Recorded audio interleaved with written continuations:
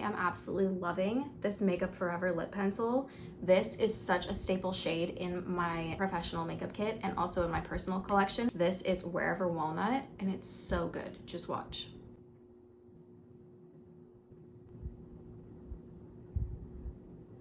Makes it so easy to overline your lips without like overdoing it because it's such a natural color. It's like your lips but better. The definition it gives is just... Now I'm gonna fill it in, but first I just wanna blend this a little bit. So I'm taking a brush with nothing on it. Already that's looking really good. This is Summer Friday's Lip Butter in Brown Sugar.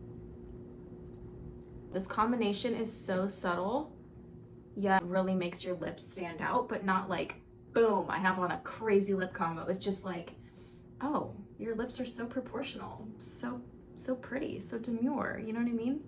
I hope you liked this super quick tutorial, and you can shop these products in the description.